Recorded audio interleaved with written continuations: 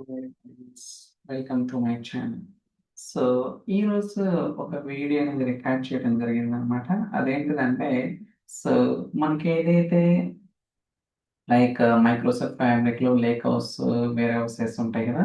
ఆ lake house, wear హౌస్‌లో ఉన్న టేబుల్స్‌ని డేటాబేస్ నుంచి ఎలా రీడ్ చేయాలి. ఓకే. సో, అనేది నేనైతే డీటెయిల్‌గా వీడియో చేయడం జరిగిందనమాట. అరౌండ్ ఒక 35 మినిట్స్ అయితే మన స్టూడెంట్స్ కోసం రికార్డ్ చేశాను. సో, చాలా బాగొచ్చింది.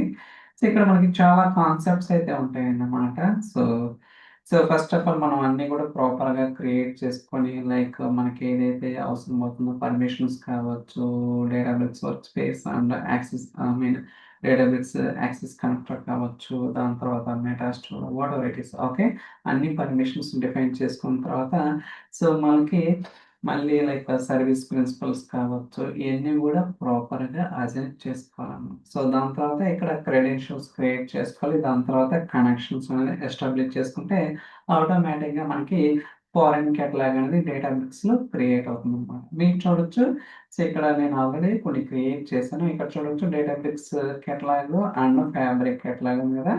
సో, ఓపెన్ చేస్తున్నాను. ఇది కేటలాగ్ అన్నమాట.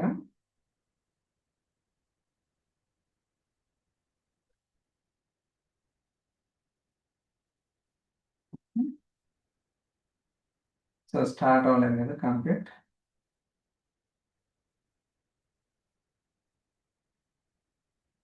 ఓకే. చూడొచ్చు. టైప్ వచ్చేసరికి ఫారెన్ కనెక్షన్ అనేది నేను కనెక్షన్ అనేది ఎస్టాబ్లిష్ చేశాననమాట. ఇక్కడ నుంచి మీకు కావాల్సిన విధంగా లేక్ హౌస్ కావచ్చు, వేర్ హౌస్ కావచ్చు, డేటాబేసెస్ అయితే మనం కాల్ చేసుకోవచ్చనమాట. ఓకే. ఏదైతే లేక్ హౌస్‌లో మనకి టేబుల్స్ కావచ్చు, ఫైల్స్ అన్నీ గూడా రీడ్ చేయొచ్చనమాట. నేను ఆల్రెడీ ఎక్స్‌పెరిమెంట్ అయితే చేశాను. ఇట్స్ వర్కింగ్ ఫైన్ అని చెప్పాలి. లోడ్ అవుతుంది. అట్‌లీస్ట్ నేనైతే ఒక టేబుల్ అన్నా రన్ చేస్తాను. చూడొచ్చు database and catalogue dot EMP dot TXT. Run it. Okay. Either SQL queries కింద రైట్ చేసుకోవచ్చు. ఆర్ నోట్‌బుక్స్ ఉంది గదా! ఇక్కడైనా మీరు డిఫైన్ చేసుకోవచ్చనమాట. No problem. So, run it.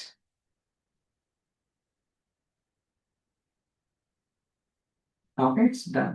ఇలా మనం ఏంటంటే, సో, ఏదైతే lake house or warehouse ఉందో అక్కడి నుంచి మనం ఫైల్స్ కానీ, లేకపోతే టేబుల్స్ కానీ వితిన్ ద డేటాబ్రిక్స్ వర్క్ స్పేస్‌లో ఒక ఫారెన్ కేటలాగ్ అనేది క్రియేట్ చేసుకొని, ఆ ఫారెన్ కేటలాగ్ ఎలా క్రియేట్ చేస్తామంటే ఫస్ట్ క్రెడెన్షియల్స్ దాని తర్వాత రెస్పెక్టివ్ కనెక్షన్ అనేది ఎస్టాబ్లిష్ చేసుకుంటే ఆటోమేటిక్‌గా మనమైతే డేటాని రీడ్ చేయొచ్చు.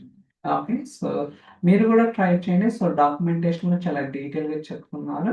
సో, ఏం చేయాలి, ఏంటి, ఎలాంటి పర్మిషన్స్ ఇవ్వాలని అన్నీ గూడా క్లియర్‌గా ఉంటాయన్నమాట. Try it. Will get okay. See you in the next video. Bye by.